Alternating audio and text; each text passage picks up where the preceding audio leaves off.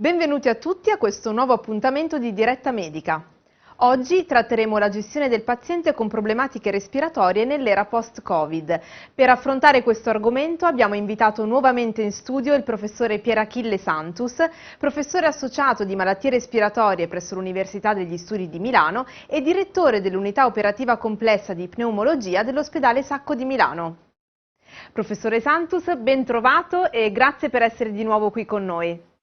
Buongiorno a tutti e benvenuti a questo interessante momento di arricchimento clinico relativamente alle malattie respiratorie. Un grazie particolare a Collage SPA per il gradito invito e la possibilità di parlare di malattie respiratorie. Bene professore, la prima domanda che vogliamo porle è questa. In questo periodo di pandemia dove non è stato possibile seguire in maniera efficace il paziente con problematiche respiratorie, come ci si è riorganizzati per far sì ritornare a dare un servizio al paziente che necessita di essere seguito costantemente e più da vicino? Ma le malattie respiratorie erano un problema prima della fase pandemica, lo sono state durante la fase pandemica e lo sono anche in questa fase che non è ancora post-pandemica, ma che ha riaperto le attività rutinarie.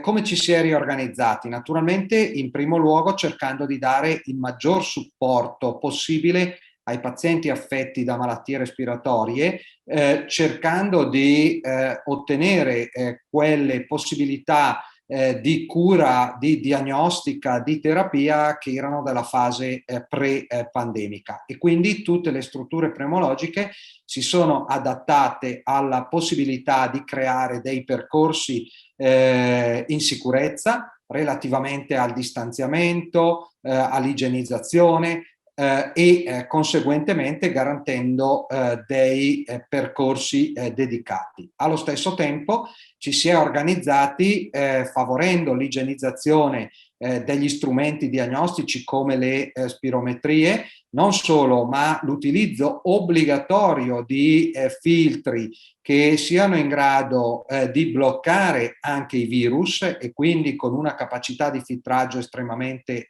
elevata, e quindi dotandosi di questi strumenti. Allo stesso tempo la possibilità di eseguire delle indagini che potrebbero essere un po' più invasive, un po' più a rischio, con dei criteri che seppur in fase pre-pandemica erano rispettati, ad ora lo sono rispettati con degli standard più elevati.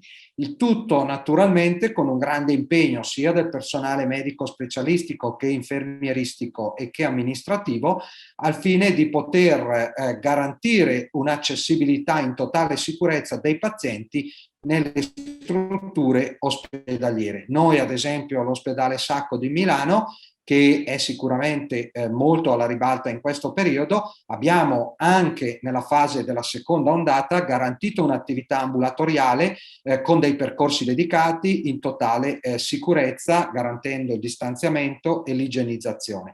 Questo naturalmente con gli slot ridotti, favorendo il distanziamento temporale tra un paziente e l'altro, e quindi garantendo sì un'accessibilità ma ridotta rispetto ai tempi precedenti. Adesso noi, come tutte le altre pneumologie in Italia, si sta cercando di ritornare alla normalità per favorire la gestione di questi pazienti che sono stati estremamente penalizzati come tanti altri.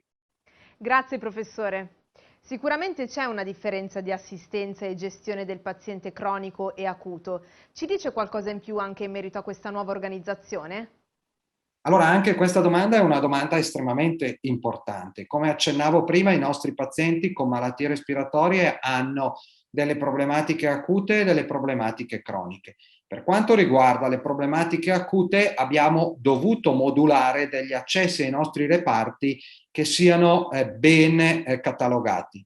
Il paziente giunge in reparto attraverso il pronto soccorso, dove viene eseguito un tampone molecolare che identifica la negatività e quindi l'assenza di SARS-CoV-2, oppure nei casi in cui ci siano dei ricoveri d'elezione per patologie che non possono essere gestite ambulatorialmente e che richiedono delle procedure più invasive e quindi un ricovero, si provvede all'esecuzione di un pre-ricovero con il tampone molecolare che deve essere eseguito entro le 72 ore dal ricovero medesimo. Quindi il punto focale è che le pneumologie, che nella maggior parte dei casi oggi sono ritornate pulite e quindi covid-free, necessitano, come gli altri reparti, di una negatività del tampone per SARS-CoV-2, tampone molecolare, prima del ricovero dei pazienti. All'interno poi dei percorsi di diagnostica e cura acuti,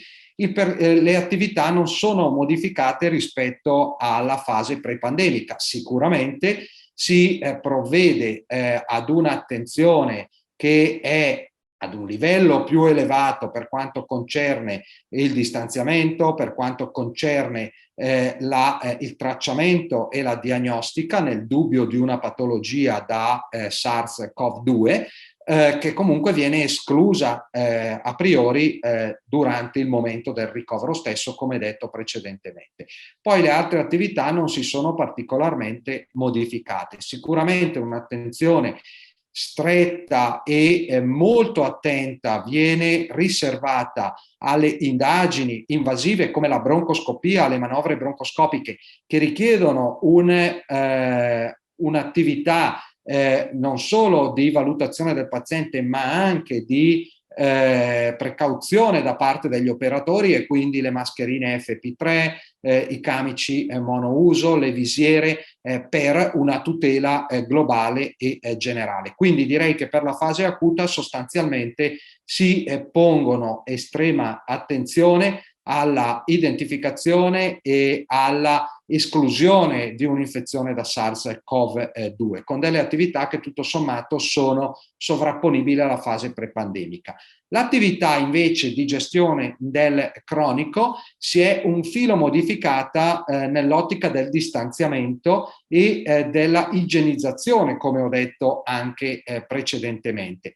La cosa importante è che tutte le attività si sono riattivate per tutte le patologie, quindi sia per le patologie ostruttive croniche come la BPCO o l'asma, sia per la gestione degli asmatici affetti da asma gravi, i pazienti affetti da fibrosi polmonari, i pazienti affetti da malattie rare come il deficit di alfa-1 antitripsina o la fibrosi cistica, i pazienti affetti da bronchiectasie, e quindi tutto quello spettro di malattie che noi siamo stati abituati a gestire. È chiaro che nell'ottica di questa situazione quello che si vuole garantire è un'assistenza in termini di follow-up e di gestione della terapia che sia il più possibile sovrapponibile a quella pre-pandemica, e questo stiamo facendo. Ma non solo, l'attività è anche rivolta al fatto di dare una facile accessibilità ai nostri sistemi in termini di diagnostica e di terapia come in fase pre-pandemica. Quindi aumentando il più possibile, sempre nell'ottica del rispetto delle regole della prevenzione, alla fase diagnostica e quindi alla valutazione fisiopatologica, spirometria, pletismografia, DLCO, sia alla fase di controllo, di follow-up negli ambulatori con la visita e la somministrazione di terapie biologiche. Sicuramente si sono sviluppati dei sistemi che prima erano in stand-by, come la telemedicina o la possibilità di dare i farmaci al domicilio, soprattutto per le patologie gravi come l'asma grave o la fibrosi polmonare. Questo non preclude però la necessità di un follow-up di questi pazienti e delle visite a questi pazienti, cosa che stiamo riprendendo. Quindi io direi in conclusione che l'attività nella gestione sia dei pazienti acuti e soprattutto dei pazienti affetti da patologie croniche respiratorie, quindi nell'attività di follow-up, si sta riprendendo come nella fase pre-pandemica, con un grosso sforzo da parte della pneumologia tutta, in ordine al fatto di dare la maggiore assistenza e la migliore assistenza possibile ai nostri pazienti affetti da patologie respiratorie, sia acute che croniche. Bene professore, siamo arrivati al termine di questo appuntamento, noi la ringraziamo per la sua disponibilità e per il tempo che ci ha dedicato. Grazie ancora a Collage per il gradito invito e la possibilità di essere presente in queste pillole di medicina.